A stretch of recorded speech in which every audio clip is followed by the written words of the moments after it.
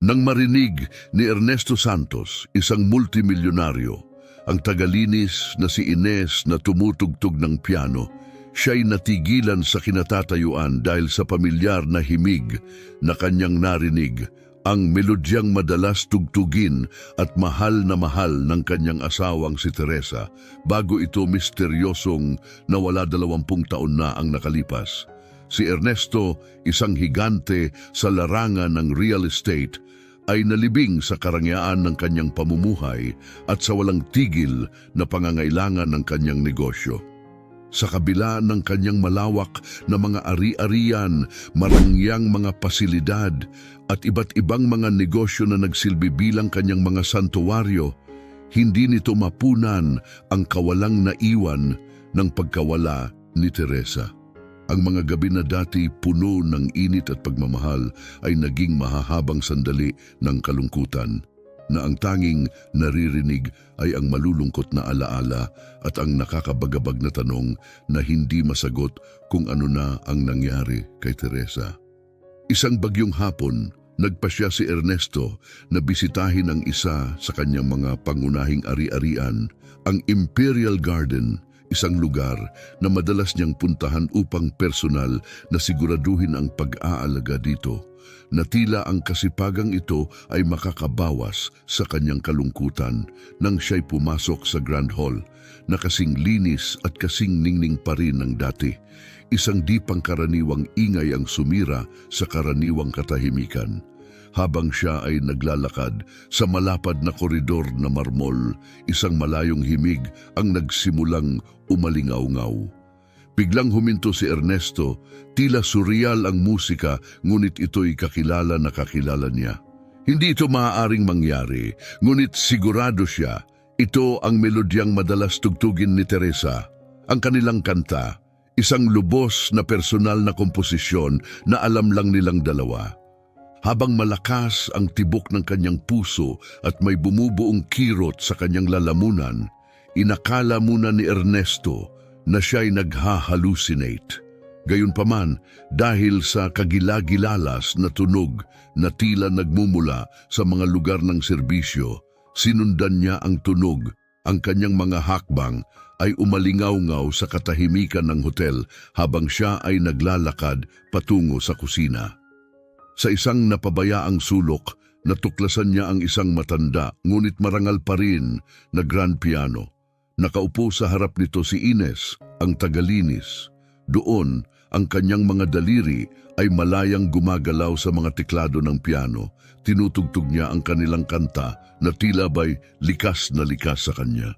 Habang nakatayo sa kanyang kinatatayuan, nahihirapan si Ernesto na unawain kung paano ang isang simpleng empleyado ng hotel ay nakakatugtog ng isang kantang napaka-pribado sa kanya at kay Teresa.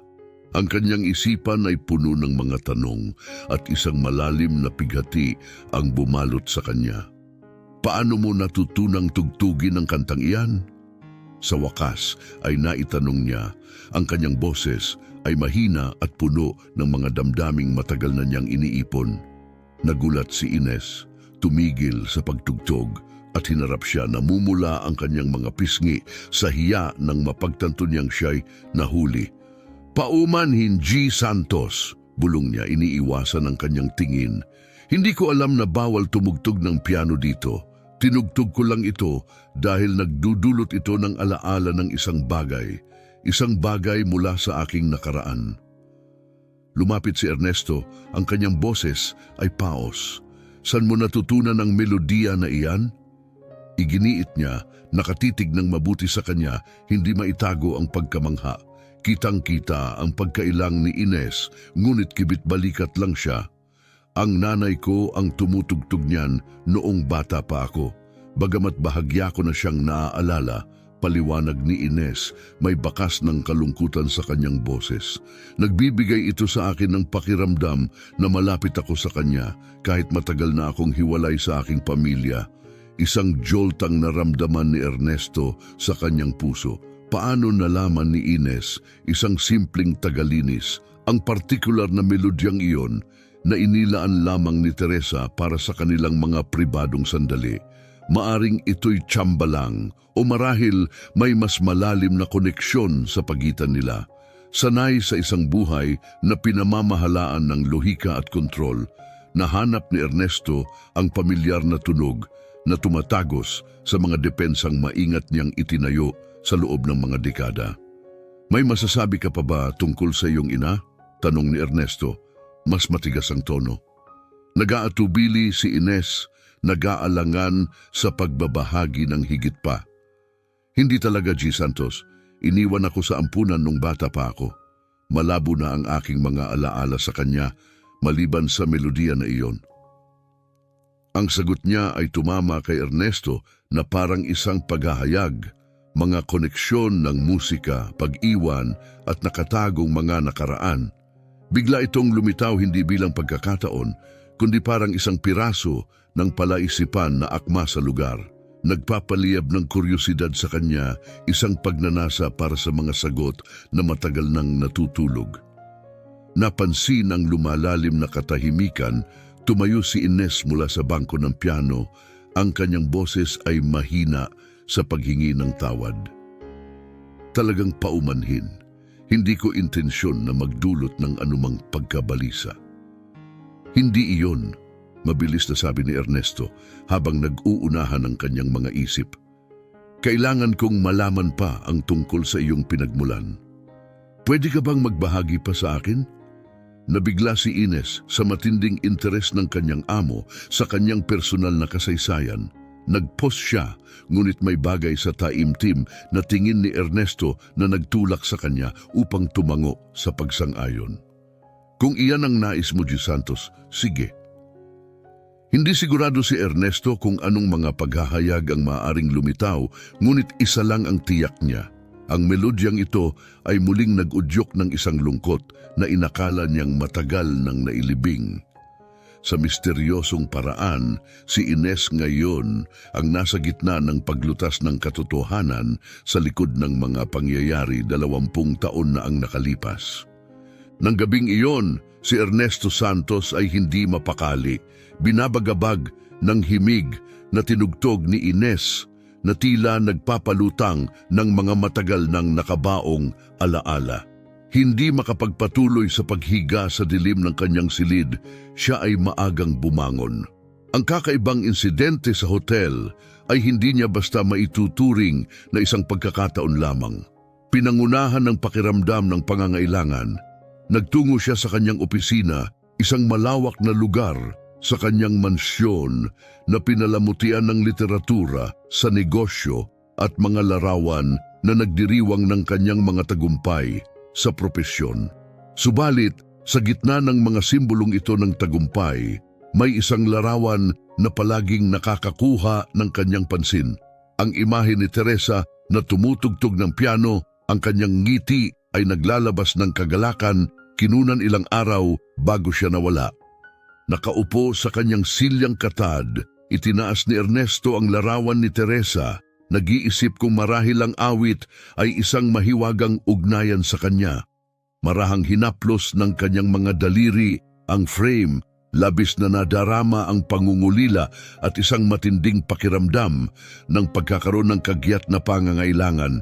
Makalipas ang ilang oras, natagpuan niya ang sarili na bumalik sa hotel, desididong makausap muli si Ines.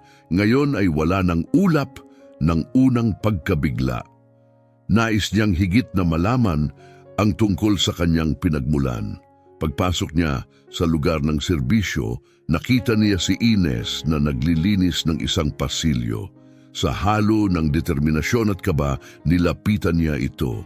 Ines, mahina niyang tawag, mas banayad kumpara sa kanilang unang pagtatagpo. May oras ka ba? Nagulat si Ines sa kanyang pagbabalik. Hindi inaasahan ang pagpapatuloy ng kanilang naunang palitan. Siyempre, Mr. Santos, sagot niya habang pinupunasan ang kanyang mga kamay sa kanyang apron. Ano ang nasa isip mo? Itinuro ni Ernesto na lumapit sila sa isang pribadong lugar, malayo sa mga mata at tainga ng iba pang staff. Nang makapwesto, hindi na siya nagatubili. Diretso ang tingin sa kanyang mga mata. Ang awit na tinugtog mo kagabi, hindi maalis sa isip ko. Sabihin mo sa akin ang tungkol sa iyong ina, ang iyong kabataan. Dinala ka sa ampunan, tama ba? Si Ines, halatang hindi komportable, ay tumango. Oo, bata pa ako. Ang mga alaala ko sa kanya ay malabo, ngunit paminsan-minsan niyang tinutugtog ang awiting iyon bago nagbago ng lubusan ng aming buhay. Nanlamig si Ernesto, ang kanyang mga salita bago nagbago ang aming buhay ay umaalingaw-ngaw sa kanyang sariling mga saloobin tungkol sa araw na nawala si Teresa at ang kanyang mundo ay gumuho. May iba ka pa bang naaalala? Giit ni Ernesto, ngayon ay mas mausisa. Pinag-isipan ito ni Ines, ang kanyang mukha ay puno ng pag-aalala. May malabong alaala ako ng isang parke na maraming puno at isang babae, marahil ang aking ina, ngunit palaging natatakpan ang kanyang mukha, nawawala sa mga anino. Naramdaman ni Ernesto na malapit na siya sa isang pagtuklas, ngunit naiinis sa malabong katangian ng mga alaala ni Ines. Nagpatuloy siya ng maingat. Sinubukan mo na bang alamin ang iyong nakaraan para malaman pa ang tungkol sa iyong ina kung bakit ka iniwan? Ang mga mata ni Ines ay napuno ng malungkot na pagsuko. Hindi ko kailanman ito hinanap. Parang mas mabuting hindi na lang alamin ang nakaraan. Hindi naging madali ang buhay at natutunan kong mabuhay nang walang mga sagot na iyon. Sanay si Ernesto sa pagkontrol sa bawat sitwasyon, nakaramdam siya ng halo ng frustrasyon at empatiya. Gayunpaman, naramdaman niya ang isang mas malalim na kwento na maaaring natatakot si Ines na harapin. Kung handa ka, nais kong tulungan kang mag-imbestiga, alok ni Ernesto ng taos puso. Ang isang may ganitong tiyak na mga alaala ay hindi dapat manatili sa dilim. Sa palagay ko mahalaga na maunawaan pa natin. Tinitigan siya ni Ines ng may pagkabigla, hindi sanay sa personal na interes mula sa isang may katulad niyang katayuan. Ang kanyang paunang pag-aalinlangan ay napalitan ng maingat na pagiging bukas na aapektuhan ng tunay na pag-aalala sa kanyang boses. Kung sa tingin mo ay kapaki-pakinabang, bukas ako dito, pahintulot niya ng may pag-aatubili. Sa kanyang pagsang-ayon, mabilis na nagsaayos si Ernesto ng isang detektib sabik na sumisid sa misteryo ng walang pagkaantala. Salamat Ines, sabi niya ng mahina. Maaaring malaman pa natin ang tungkol sa iyong nakaraan sa lalong madaling panahon.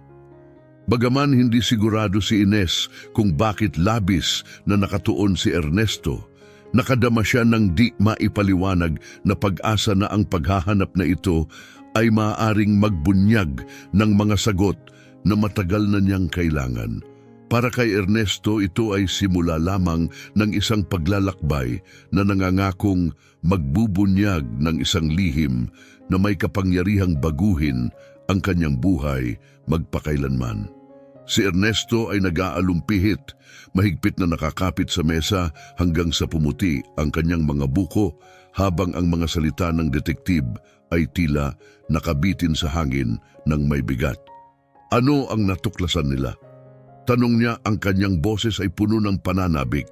Tumigil saglit ang detektib, tila iniisip ng mabuti ang sasabihin.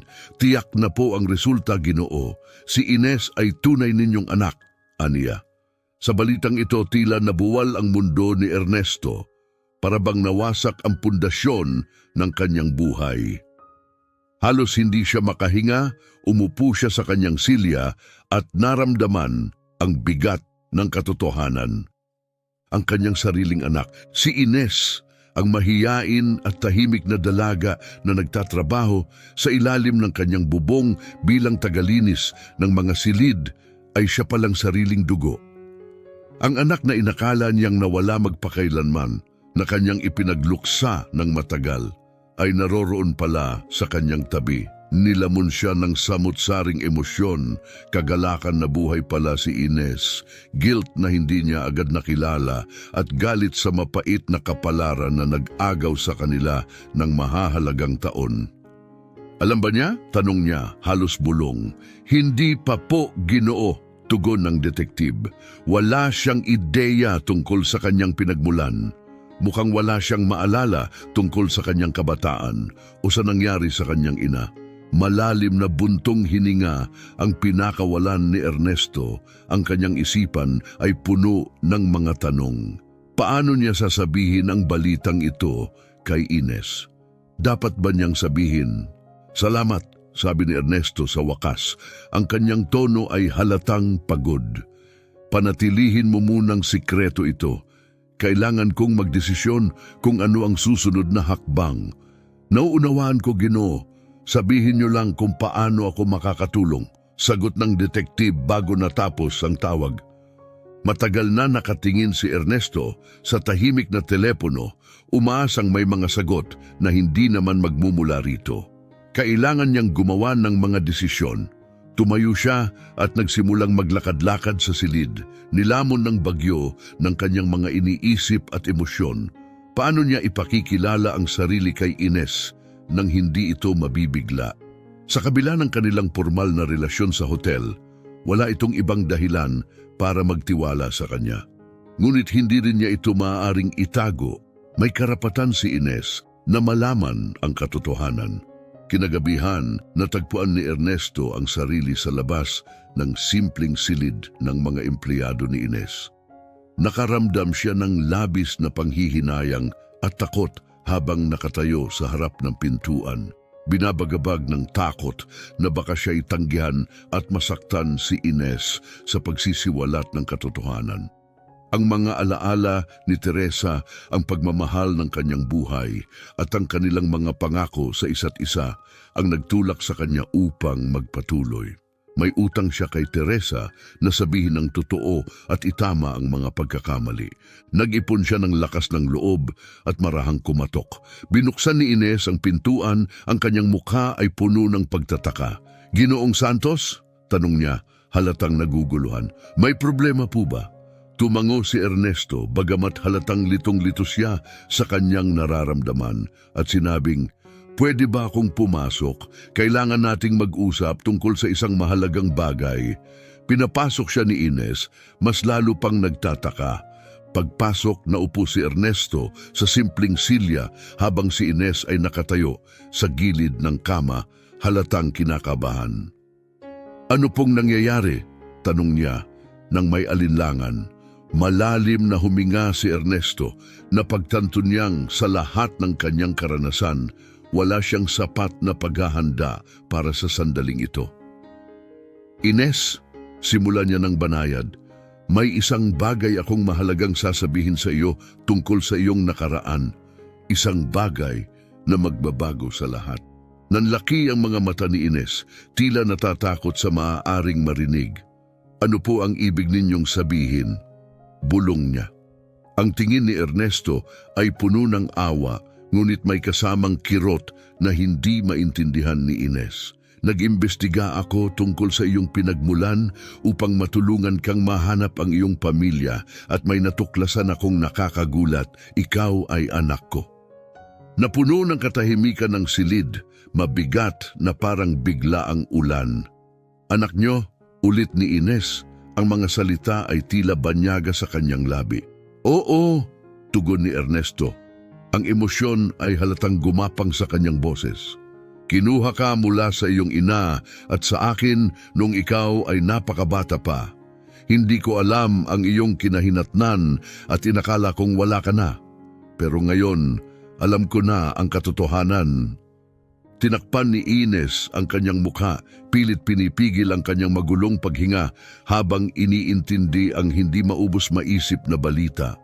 Binigyan siya ni Ernesto ng espasyo, tahimik na nakaupo.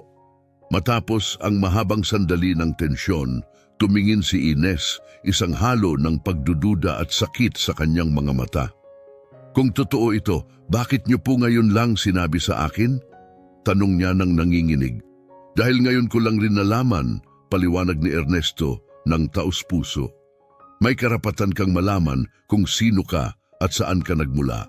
Patawad sa lahat ng iyong pinagdaanan at kung kaya ko lamang baguhin ang nakaraan, gagawin ko.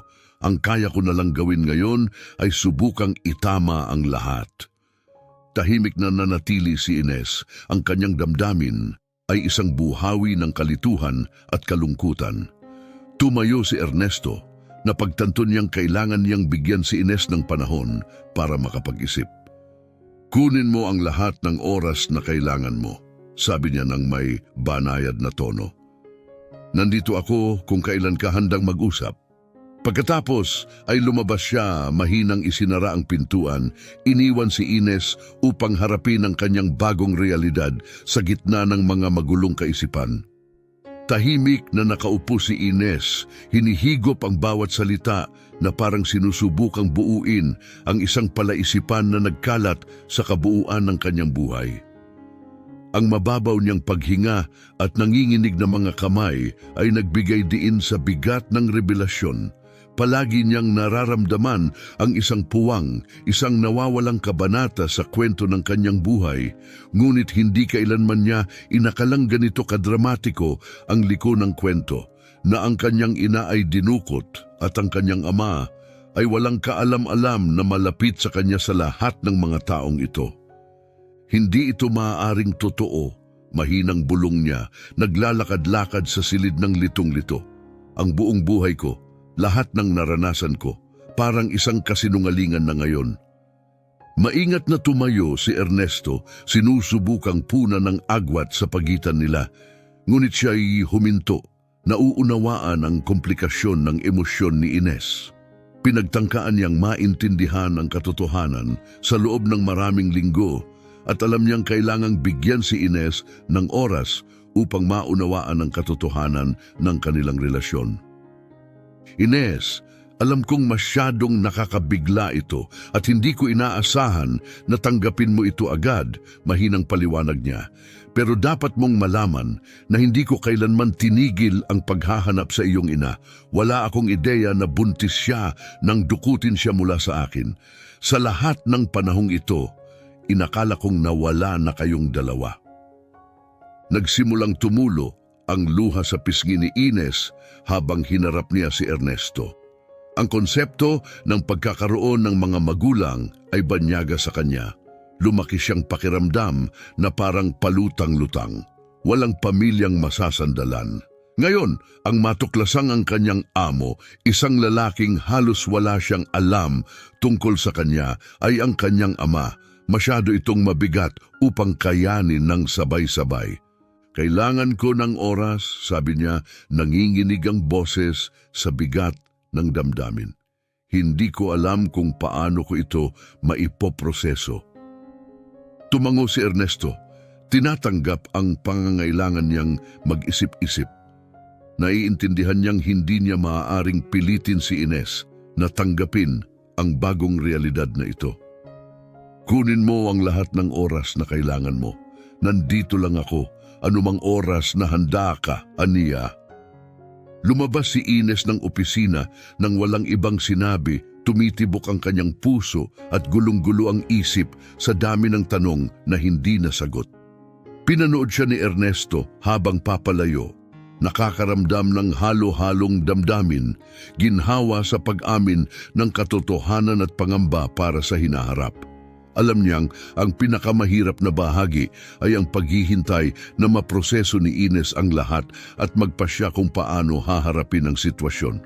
Habang gumagala si Ines sa mga pasilyo ng hotel, dama niya ang bigat ng kanyang bagong tuklas na nakaraan. Ano ang dapat niyang gawin sa ganitong impormasyon? Ang kanyang buhay ay nabago ng hindi mababawi sa loob ng isang usapan. Naglalakad siya ng walang direksyon, nag-aapuhap ng sagot. Paano niya mapagkakasundo ang imahe ng makapangyarihang lalaking kanyang amo sa pagiging ama na hindi niya kailanman nalaman na mayroon siya? At ang kanyang ina, isang anino sa kanyang mga alaala, ay ngayoy naging isang babaeng may malungkot na kapalaran. Lumipas ang mga araw habang si Ines ay patuloy na nakikipagbuno sa kanyang bagong realidad. Sa gabi, lumilitaw ang mga hindi maipaliwanag na piraso ng kanyang kabataan sa kanyang mga panaginip. Mga putol-putol na alaala ng isang melodiya na minsang tinugtog ng kanyang ina. Isang melodiya na hindi sinasadyang nagdala sa kanya sa pagkakabunyag ng kanyang tunay na pinagmulan. Ngunit ang mukha ng kanyang ina ay nananatiling malabo. Sa labis na pagnanais na makakuha ng linaw, nagpasya si Ines na bumisita sa ampunang kinalakihan niya, umaasang matuklasan pa ang tungkol sa kanyang nakaraan. Ang gusali ay tila mas maliit kaysa sa kanyang naaalala, ngunit agad na pamilyar. Ang mga eko ng mga tawanan noong kanyang kabataan ay parang multo na sumasalubong sa kanya sa bakanting bakuran. Nagpapaalala sa kanya ng kalungkutan na bumalot sa kanyang kabataan. Sa loob, sinalubong siya ng may init ni Ginang Anita, isang tagapag-alaga na nakakakilala sa kanya noong bata pa siya. Ines, mahal ko, ang tagal na ng panahon. Masayang bati ng babae, yakap siya. Ano ang nagdala sa iyo dito matapos ang maraming taon?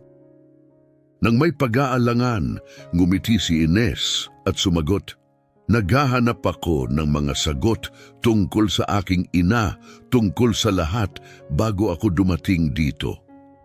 Lumambot ang ekspresyon ni Ginang Anita. Palagi niyang naramdaman na ang nakaraan ni Ines ay may higit na misteryo kaysa karaniwan. Dinala niya si Ines sa isang maliit na silid ng archive at ibinigay ang isang folder na puno ng mga dokumento mula sa kanyang kabataan. "Ito lamang ang mayroon kami tungkol sa iyo," paliwanag ni Ginang Anita. Iniabot ang file. Nanginginig ang mga kamay ni Ines habang iniisa-isa ang mga pahina at ang kanyang mga mata ay napako sa isang sulat kamay na tala na idinagdag pagkalipas ng mga taon matapos ang kanyang pagdating. Batang natagpuan malapit sa ospital, ina hindi kilala nawawala. Muling binasa niya ang tala at bawat salita ay mas lalong bumabaon sa kanyang kamalayan. Kamakailan lang, may tumawag sa akin na malapit kay Mario. Sinabi nila na alam niyang inaalam natin ang mga detalye tungkol sa iyo at kay Teresa, at ngayon ay sinusubukan niyang protektahan ang sarili niya, ibinunyag ni Ernesto. Isang kilabot ng takot ang dumaloy kay Ines. "Panganib pa rin ba si Mario sa atin?" tanong niya. May halong kaba sa boses. Natatakot siya na ang patuloy nating pagsisiyasat ay maglalantad ng buong lawak ng kanyang mga ginawa laban kay Teresa. Desperado na siya, Ines, at ang isang desperadong tao ay nagiging mapanganib, sagot ni Ernesto. Tumayo si Ines mula sa kanyang upuan, puno ng nag-aalab na galit. Hindi niya matanggap na ang lalaking ito ay patuloy na gumugulo sa kanyang buhay.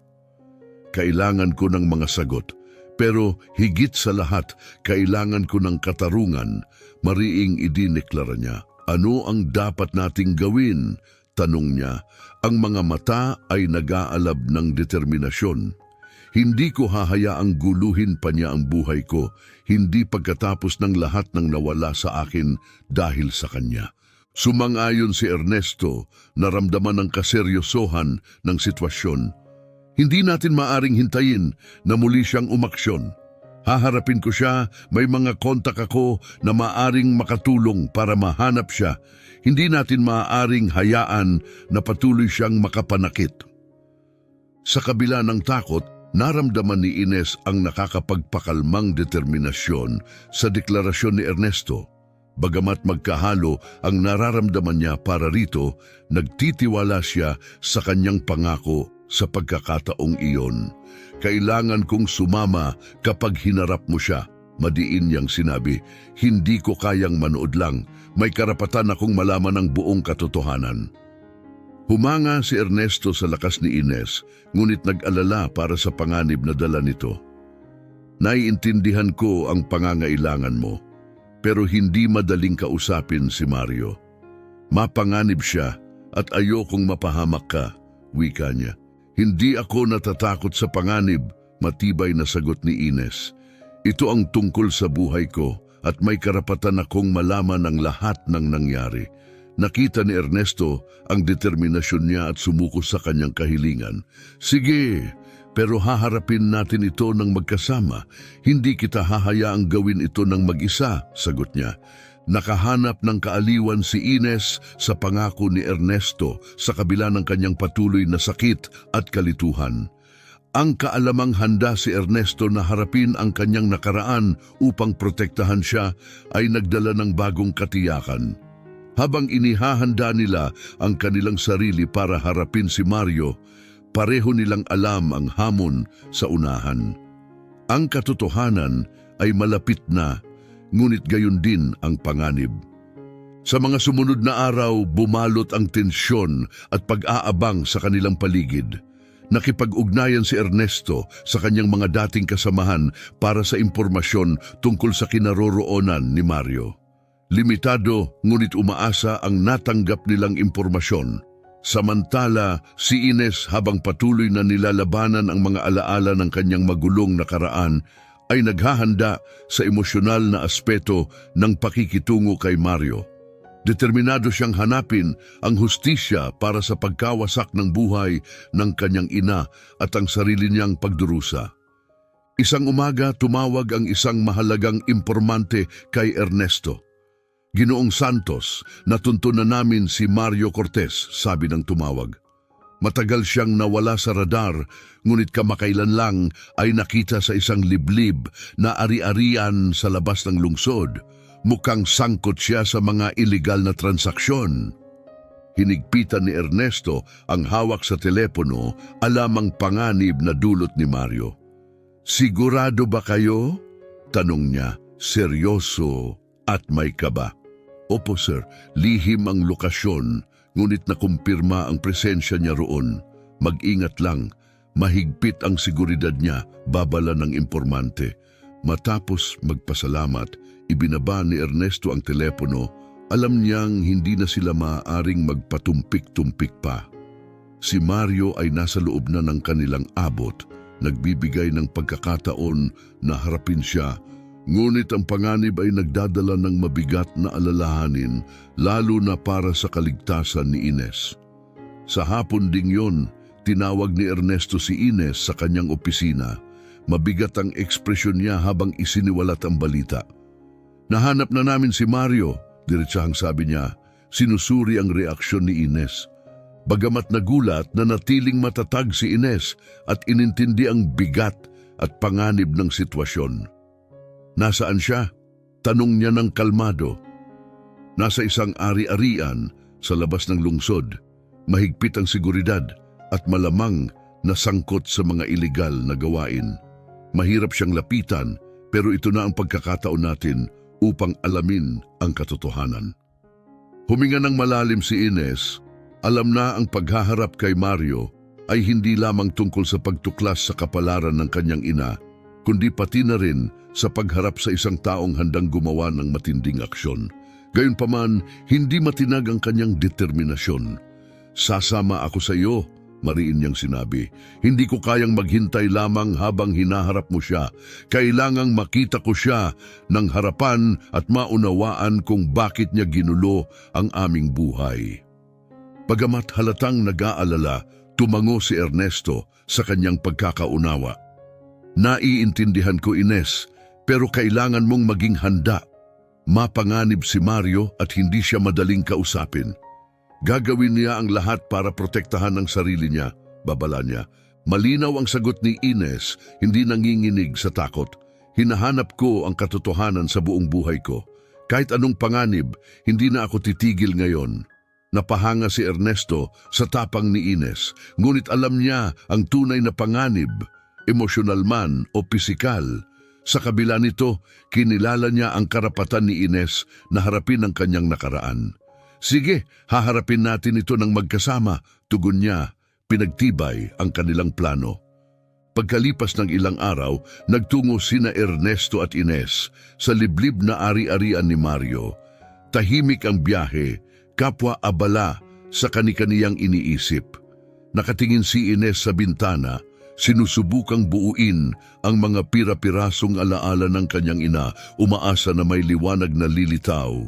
Pagdating nila, ang ari-arian ay kasing foreboding ng inaasahan nila, napapaligiran ng matataas na puno at may mataas na bakod, mukhang dinisenyo para sa pag-iisa.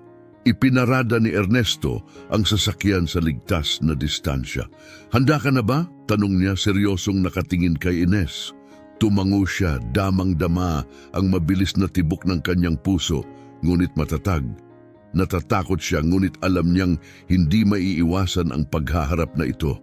Dahan-dahan nilang nilapitan ang bahay kasama ang mga dating kasamahan ni Ernesto sa pribadong seguridad upang tulungan silang makapasok ng hindi nahahalata. Ang nakabibinging katahimikan habang papalapit sila sa pangunahing bahay ay parang mabigat na paalala ng tensyon ng kanilang misyon.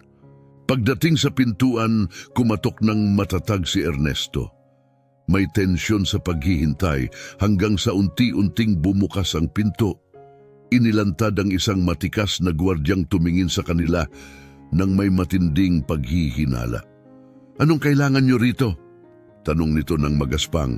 "Kailangan naming makausap si Mario Cortez," sabi ni Ernesto ng may autoridad. "Sabihin mo sa kanya na narito si Ernesto Santos at mahalaga ito." Tiningnan sila ng gwardya, ngunit sa huli tumango at pumasok upang iparating ang mensahe. Habang naghihintay, narating ni Ines ang rurok ng kanyang kaba. Nagmamadali ang kanyang isipan sa mga tanong tungkol sa kapalaran ng kanyang ina at ang mga motibo ni Mario. Matapos ang tila napakahabang oras, lumitaw si Mario sa pintuan. Ang kanyang presensya ay makapangyarihan, ang kanyang ngiti ay malamig at puno ng panunuya. "Ernesto, matagal na rin," bati niya, may halong puot ang boses. Inilipat niya ang tingin kay Ines, nababasa ang magkahalong damdamin nito, at nagdala ka pa ng kasama.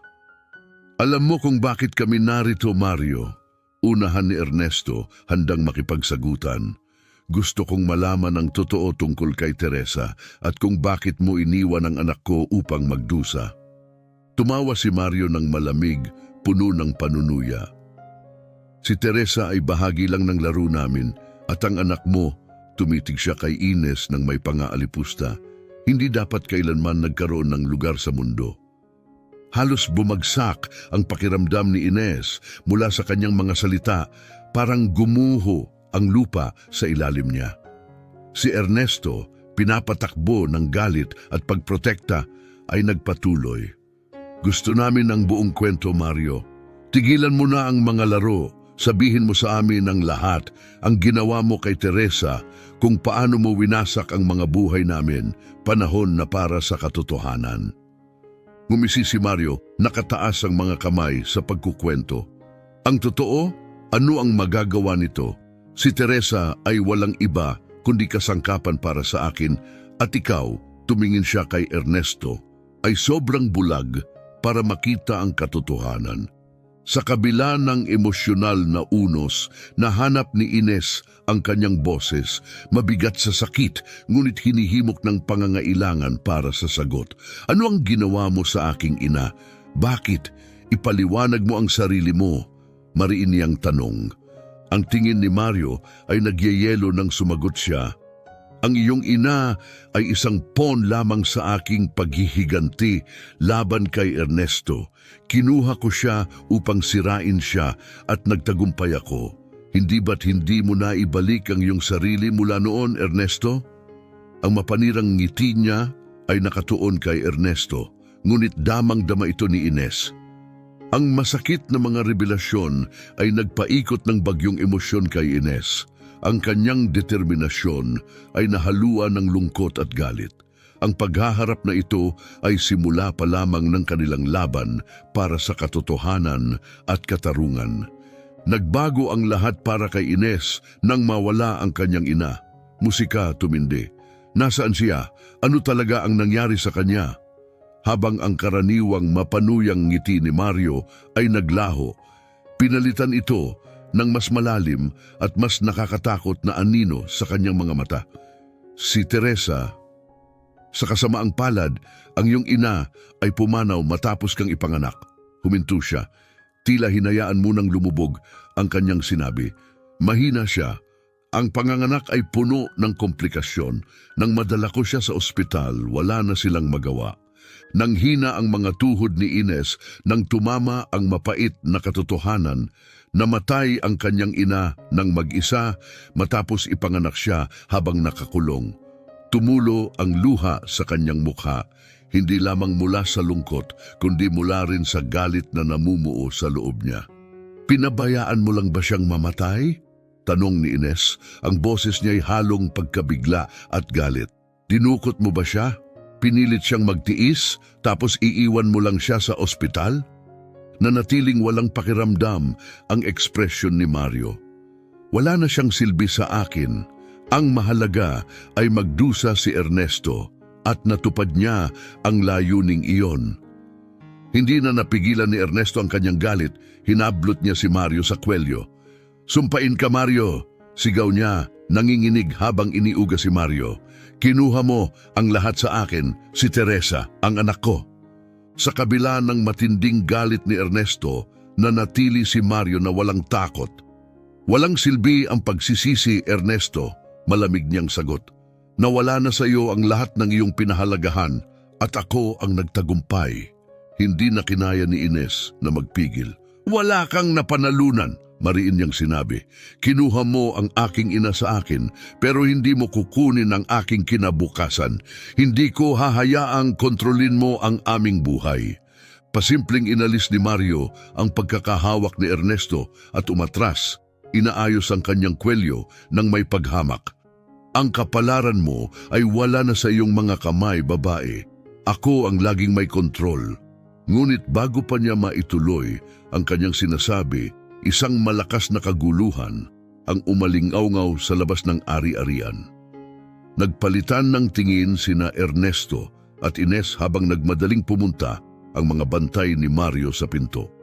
Biglang sumiklab ang kaguluhan at sumigaw ang mga bantay, "Nandito ang mga pulis!" sabi ng isa. "Kailangan nating tumakas ngayon." Nahuli nang hindi inaasahan, umatras si Mario at ang takot na pilit niyang itinatago ay naging malinaw. Kumuha ng hakbang si Ernesto upang tiyakin na ang hustisya ay tuluyan ng darating kay Mario. "Tapos na!" sigaw ni Ernesto. Wala ka ng matatakasan." Pinanood ni Ines na pagtatanto na dumating na ang sandali ng paghuhukom. Ang taong sumira sa kanyang buhay ay na-corner na ngayon at wala ng pagtakas. Ang hustisya, bagamat naantala, ay handa ng isagawa. Habang sinasakop ng mga pulis ang ari-arian, inaaresto ang mga tauhan ni Mario at sinisigurong ligtas ang lugar. Sinubukan ni Mario na lumaban, ngunit agad siyang nasupil at nilagyan ng posas. Binigyan niya sina Ernesto at Ines ng huling mapanirang tingin. "Hindi pa ito tapos," sigaw niya. "Ang mga konsekwensya ay laging darating."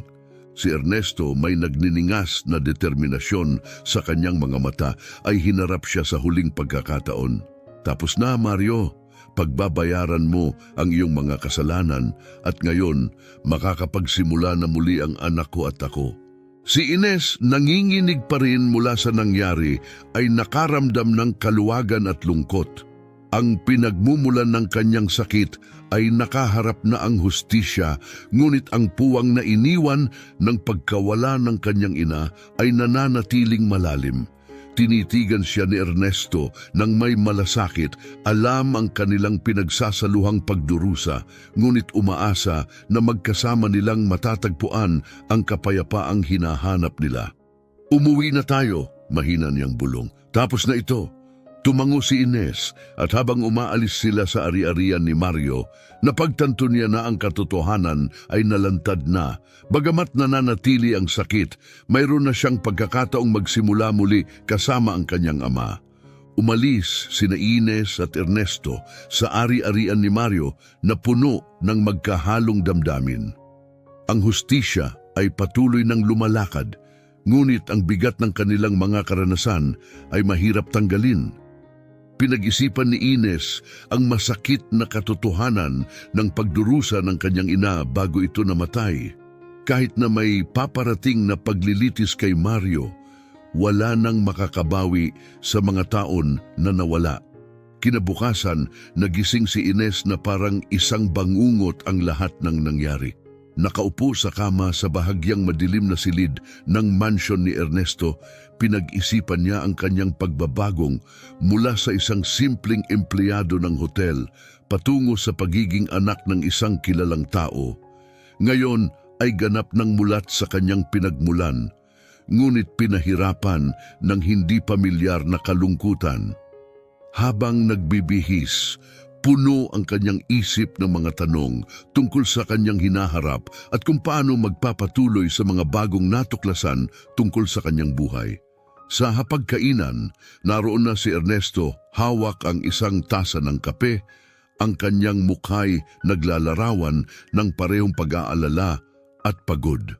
Alam niya ang bigat ng nakaraang araw kay Ines at bagamat nabawasan ang kanyang loob na nakakulong na si Mario, nauunawaan niyang kailangang maingat nilang ayusin ang kanilang relasyon. "Magandang umaga, Ines," bati niya nang may banayad ng ngiti. "Nakahanap ka ba ng pahinga?" Tumango si Ines at umupo sa tapat niya. Tinanggap ang kape na ibinuhos niya para sa kanya. Tahimik silang nakaupo ng ilang sandali. Parehong komportable sa presensya ng isa't isa na walang pagmamadaling punuin ng katahimikan. Sa wakas, si Ines ang bumasag sa katahimikan. "Itay," mahina niyang sabi, isang salitang hindi pa niya ginamit dati. Isang palatandaan ng bagong ugnayang nabuo sa pamamagitan ng kanilang pinagdaanan. Tumingala si Ernesto, halatang naantig sa tawag niya. "Oh, anak," sagot niya. Ang boses ay puno ng damdamin. "Ano ang bumabagabag sa iyo?" Napabuntong hininga ng malalim si Ines, inihayag ang kanyang nararamdaman. Ang malaman ang lahat kahapon ay napakabigat. Ang pinakamasakit ay ang pag-iisip na ang aking ina ay namatay ng mag-isa nang wala ako sa kanyang tabi. Huminto siya, ang kanyang mga mata ay nakatingin sa tasa.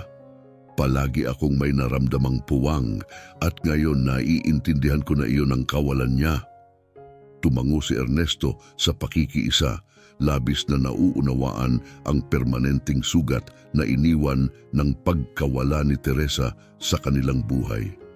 "Naiintindihan ko, Ines," mahina niyang sabi. "Wala akong masasabi na makakabawas sa iyong kalungkutan. Pero sinisiguro ko sa iyo, pararangalan natin ang kanyang alaala at hinding-hindi natin siya malilimutan." Ang kanilang pag-uusap ay isang mahalagang hakbang patungo sa pag-unawa at paggaling, ngunit biglang naputol ito ng pagring ng telepono ni Ernesto. Ang tumawag ay ang detektib na humahawak sa kaso ni Mario. May dala itong nakababahalang balita. "Ginoong Santos, may agarang balita ako," sabi ng detektib. Nakatakas si Mario habang inililipat siya sa kulungan. Natigilan si Ernesto. Kumpiyansa siya na bumabawi na ang hustisya. "Paano nangyari ito?" tanong niya, halatang naiinis. Mukhang may tumulong sa kanya mula sa loob ng pulisya, paliwanag ng detektive. "Naghahanap na kami pero gusto ko kayong agad nasabihan, maaring maghiganti siya." Pagkatapos ibaba ang telepono, hinarap ni Ernesto si Ines na nakatingin sa kanya ng may halong takot at pangamba. "Ano ang nangyari?" tanong niya. "Nakatakas si Mario," payak niyang sagot.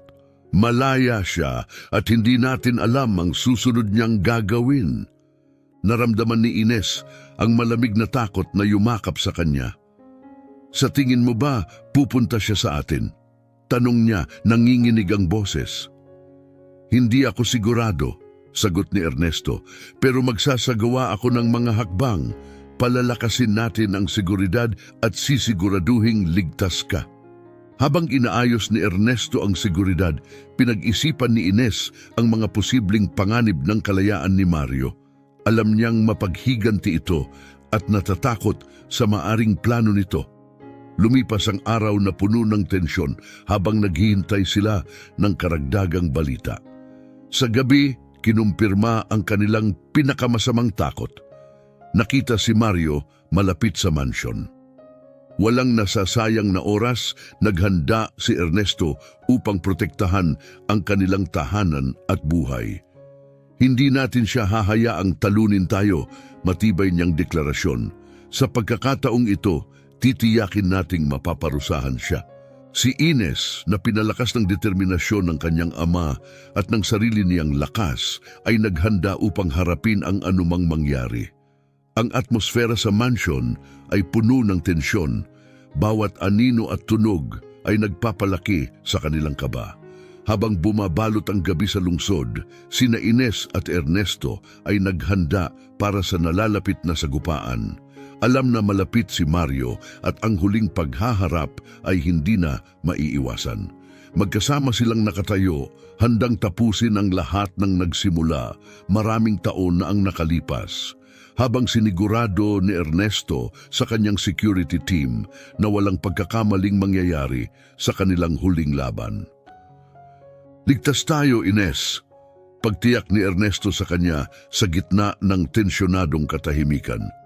Hindi niya mababasag ang ating depensa nang hindi napipigilan. Sa kabila ng nakaaliw na salita ni Ernesto, balot si Ines ng takot, isang walang awang anino na sumusunod sa bawat niyang iniisip. Alam niyang walang hangganan ang determinasyon ni Mario. Ngayon ay mas desperado at mas mapanganib pa. Ang kanyang mga motibo ay personal at ang kanyang mga kilos ay hindi mahuhulaan.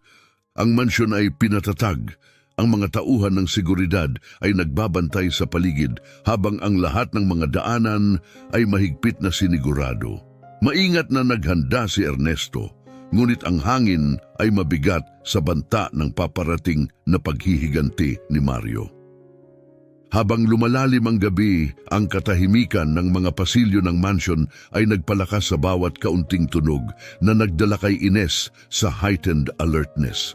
Ang panlabas na kalmado ni Ernesto ay bahagya lamang na naitago ang pag-aalala sa kanyang mga mata, hindi lang para sa kaligtasan ni Ines, kundi para sa resolusyon na dala ng paghaharap na ito sa kanilang magulong nakaraan.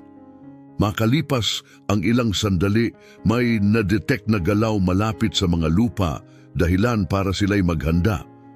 Tumayo si Ernesto nang bigla. Ang ekspresyon ay tensyonado. Narito na siya, mahina niyang sinabi kay Ines na naramdaman ang bilis ng tibok ng kanyang puso, ngunit pinatatag ang loob para sa paparating. Ano ang plano natin?